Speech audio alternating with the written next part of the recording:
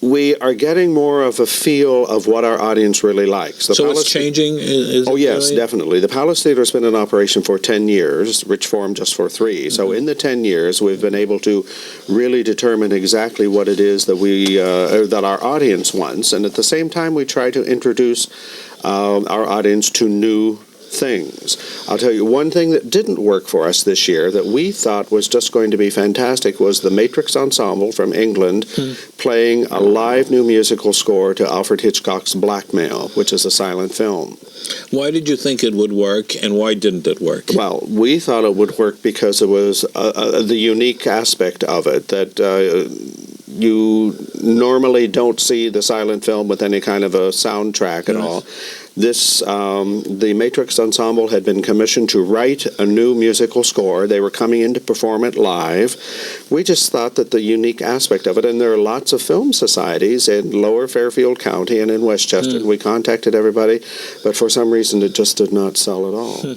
But fortunately, that's one of the few incidences where it didn't, because everything else that we have done, we have been able to find an audience for, and then we always survey our audiences to find out the types of things that they would like to have.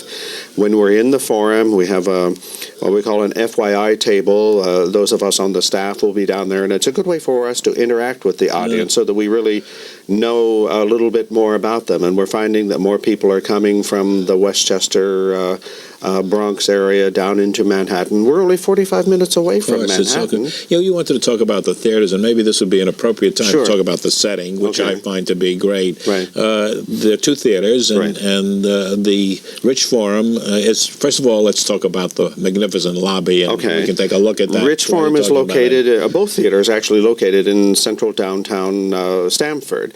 And Rich Forum is the newest, and we have an outer lobby that can accommodate say up to 250 to 300 people. The irony is of this, and when you come to Rich Forum for the first time and you're standing in this lobby, there is one whole wall of glass, and you see the people walking along the street and the people driving along the street. The architect designed the building so that when you're standing in the lobby of the theater, you are actually on a stage for the people who are walking down the sidewalk. It was designed that way. Yes. The wall, the glass wall is what we refer to as the proscenium arch, and then when you go in the theater, you're sitting in the theater and you watch everything that takes place within that proscenium arch within the theater itself. But let's stay outside for a minute. Now, of course, a part of going to the theater is beforehand in the intermission. And my experience is that people do come out, and it's different, I think, than in the theater in New York. There's something about the setting that does that. We have an art gallery on the main lobby floor as well as in the mezzanine area. You have an interesting exhibit there, don't you? The Robert Goudneau exhibit is there and will be there through probably the 1st of March or so. We also have the similar situation down at the Palace Theatre, but so people who come early can stroll through the gallery on both levels. We've had exhibits of Al Hirschfeld. Memorable exhibit, yes, I did see that. It was gorgeous. And then we did a lot of stuff with some of the costuming and everything that we had from The Madness of George III when it came in. So it changes about every 3 months so that the people who come have an opportunity. We like to think of it as a total experience. It's not just walking up to the box office, here's my money, give me my ticket, I'll go in and see the show and then leave. Come a little bit early. We're in downtown Stamford. You can do a little bit of shopping. There are lots of restaurants in the area. You can Parking come over. is very convenient. Parking is so convenient when you think of what it, and I'm not denigrating what happens in New York or whatever, because that's just the way of life there. But it's so much easier to come to Rich Forum in Stamford than it is to make the other trip. Let's go inside the theater now in the Rich Forum. Rich Forum is a jewel box theater. We only have 757 seats. It's very intimate. You're really right on top of everything. And we went a couple of weeks ago to see a production that we have had at our theater that worked at a large theater. Tim Conway, you remember from the old Carol Burnett days, and Tom Poston from the Bob Newhart show. Just hear his name and I laugh. They're doing a show called Just for Laughs. Yes. And we saw it at one of the other theaters in Connecticut that was much larger. And Tim Conway does so much with the facial expression and the little gestures and everything. And in our theater, I mean, the people are actually sitting right on the stage almost, and everything is just amplified so much more. And it's a wonderful, intimate theater. No trouble hearing. It's handicapped accessible.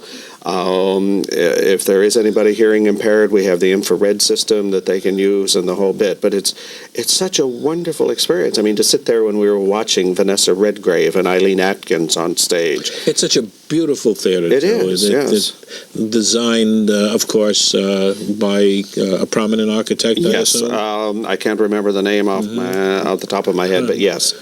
Someone who really knew what to do with acoustics and everything. But there's a contrast between the Rich Forum and the Palace. Yes. The Palace is a historic It's an old vaudeville house that actually opened in 1914 and has been restored. And one of the things that we have, this is, as I say, where we do the primarily the one-nighters. We do a longer schedule of the Nutcracker. We did run some of the Broadway shows in there in past seasons. Robert Wagner and Stephanie Powers came in to do 8 performances of Love Letters. We had Catskills on Broadway that performed there. It depends upon how much time they have in their schedule when they come in, whether they play the Palace Theater or Rich Forum or what have you. But it's in this particular case, it's 1,580 seats. It's double the size that we have in the Forum, but it still has the grandness to it. This one I do remember. The architect was Thomas Lamb, and Thomas Lamb was very well known for his construction of theaters. And there are many theaters. When you talk about restoring the theater, okay, the theater itself. Was it this magnificent in its original? In its heyday, yes. Its heyday. Right. It was originally a vaudeville house, then became a film house, then a little bit of everything. The Hartman Theater used to perform in the Palace Theater. And by the time I was on part of the original team 10 years ago that renovated the Palace Theater, and when we went in to look at it, it had been in total disuse for 3 seasons, and windows had been broken, and pigeons had been in, and I mean, you couldn't look at anything in that whole theater without seeing evidence that pigeons had been there for 3 years. And every seat was taken out and sent to Long Island to be refurbished, reupholstered, and the whole bit. They found things that they did not even know existed. In tearing the popcorn stand away from the wall, they found this gorgeous tile fountain that for some reason somebody decided, well, let's put a popcorn stand in front of it. So all of this original work is back, and it's a historic site now. And something else is happening there now, isn't it? We just got a grant from the state of Connecticut. We're enlarging the staging area because, ironically enough, the staging area at the Palace Theater, which is an old vaudeville house, is only a third of the size of the new stage in Rich Forum, which is it's totally incongruous, but that's just the way it is. So we have been able to purchase a building behind the theater, and with this grant from the state of Connecticut and with some other funding that we have, we'll be able to enlarge the stage capacity so that we can hang a lot of new shows and that we can bring in some of the big Broadway shows that we have never been able to consider before because we just didn't have the space for them. I want to get on to something new that you're doing, but first of all, I do want to remind our audience that we are talking today with Richard Pheneger, Director of Marketing at the Stamford Center for the Arts. There's something innovative that's taking place, and why don't we talk about it? It has a lot to do with cost. Right. Well, one of the things that we have found, and I'm sure that most other live theaters have found basically, is our audience is becoming rather old. You stand in the lobby of the theater, and they're our ages as opposed to youngsters or teenagers or what have you. Part of this has to do with the fact of the medium that we're on right now of television. It's a lot easier for people to sit home and watch television, but young people are more involved with Nintendo and Sega and all of those popular games and what have you. And so one of the things has to do with the ticket prices. Some people feel, just as Broadway, some people feel that Broadway is outpricing itself and the fewer people are going, but more people are paying more money, so it balances out. In our particular case, what we are trying to do is to give everybody an opportunity to come see live theater, be it a stage production, a concert, or whatever. on the day of the performance from 12 o'clock noon on. Every performance. If there are any tickets available, somebody can walk up to the box office and say, I want to buy a half-price ticket. Anybody. No age requirement, anything at all like that.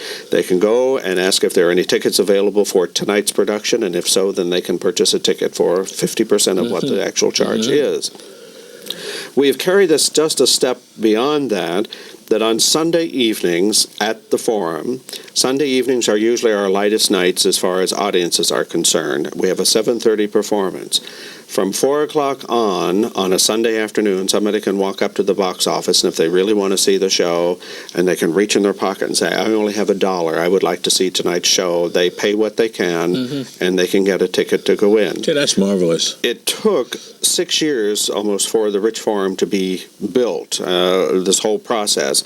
So the community knew that all of this was happening. And then they could eventually see it rising out of the hole that it was in and all that sort of stuff. And what we're trying to do is just give back to the members of the community what they rightfully should have. They supported us while we were actually building the whole thing, and we want to do something for them in this particular case. You really are opening up theater to audiences that might not have come before, and it's certainly an attractive appeal. Well, the 7:30 thing, paying what you can, the money, and all the producers of all the shows that we're involved with this year have agreed to do this, that the pay what you can money that comes in on that 7:30 performance on Sunday night goes directly into what we call Reach Out, which is handled by one of our staff people, and this is where we take artists into the schools to meet the students, answer questions, maybe do a little bit of performance or have a master class or whatever. When Lynn Redgrave was here last year, she did a 4-hour master class, and we allowed 17 young people to come in with prepared monologues. They would get up on stage with her. They would do the monologues. She would take the time to critique them, to say, well, let's try that again, but do this way, or whatever it was. And so can you imagine what those 17 young people must feel like after they did Richard, that? I have to.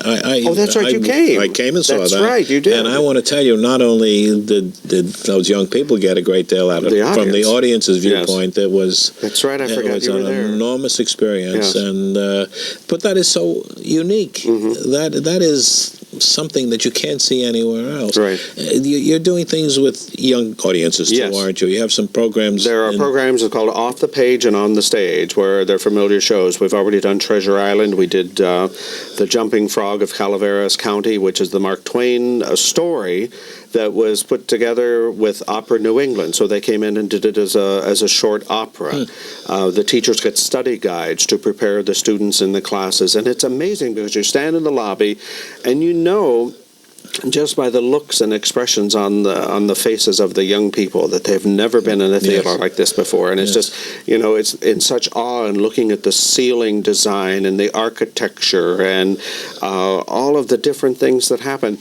And this interaction that they get, I mean, we call television interactive to a certain degree, but there is really interaction when you're a member of that audience and somebody's on that stage and both of you are in sync and you laugh at something and that makes the actor feel good, and he goes on or she goes on and says something else and then it makes you laugh again and then you feel good. So it's that back and forth and the give and take that is really the most interactive thing that you can possibly find. Actually, live theater is there's no comparison. Not at all. And the films are great for what they can do. Television is great because they can do anything and bring it right into your home. Sure. But there's something about live theater that, to me, that surpasses all of this. And there's room for all of that in everybody's life. It's just that for some reason live theater has, sort of been pushed to the side, and we just have to introduce more young people because, as I said, our audience is literally dying out. We need to have more young people coming in and taking those empty seats. And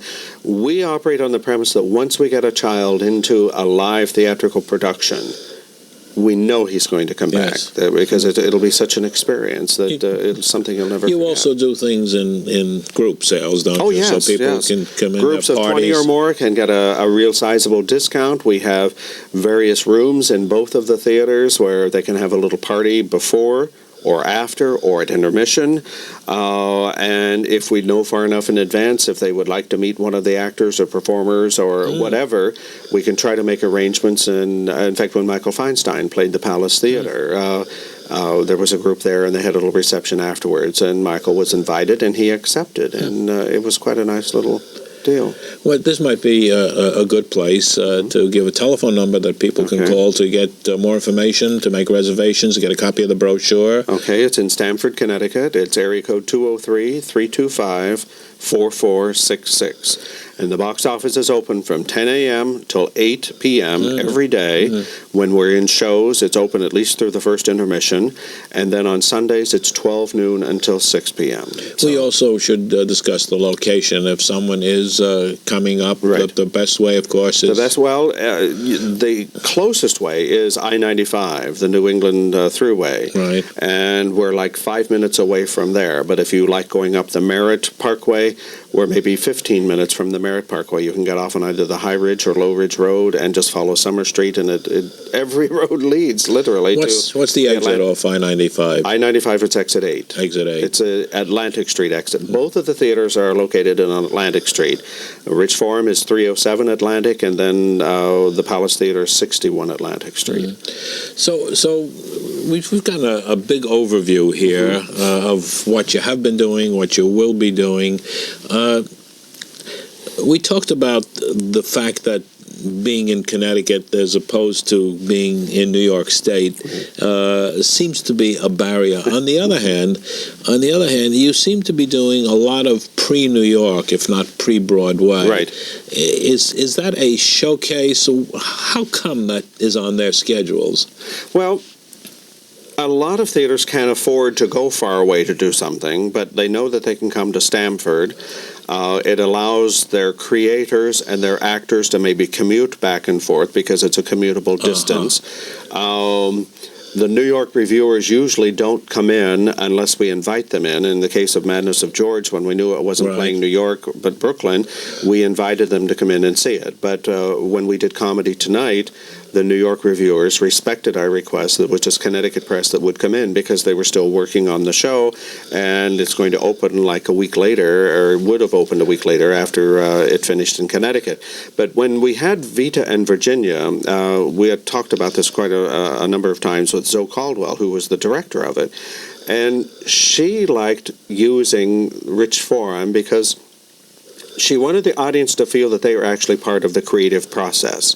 The show changed just about every day, depending upon what the audience reaction was. And she would literally play the audience during intermission. She would just go out and walk around. She's very unassuming. A lot of people didn't know exactly who she was, and she would just stand around and listen to what people were saying.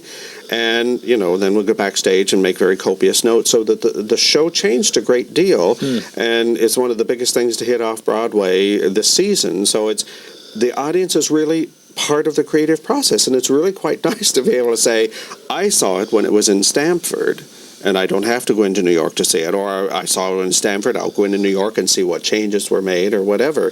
But it's... Christopher Plummer, who is a Connecticut resident, came to see the opening of The Madness of George. I hate to keep harping on that, but this is very appropriate. He did an interview and was quoted in the local newspaper by saying, "Did you get a chance to see this when it was London?" And he said, "No, but isn't it wonderful to say, I missed it in London, but I caught it in Stamford."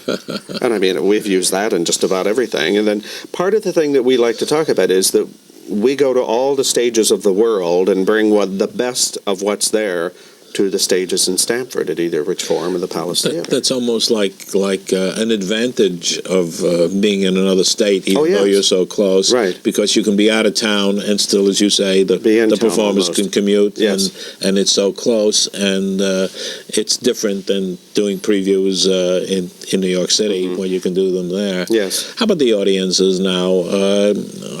Are the audiences the same audiences that go to New York for shows? Is it a different audience? Can you identify in some way? I can tell you, in the first year, when Alex was hired, he was hired rather late, and they wanted to put together a season of pretty good theater. So we did Dancing at Lunasa, Falsettos. I can't even remember what the rest of them were. But we did not meet the projections as far as season ticket subscriptions that we had anticipated. And the one thing that we hadn't counted on is that the people in the Stamford or Southern Fairfield County and the Westchester area, all of those shows had already been on Broadway, and that the theater-going audience had already gone into Broadway to see it. And why subscribe to a season of shows when you have seen maybe 3 or 4 out of the 5 or 6? Right. So that's the reason the second year he brought in the American premiere of The Madness of George Went the other way. Went the other way and started doing things that audiences, would never get a chance to see unless they came to Stamford or went to BAM or went to Baltimore or whatever.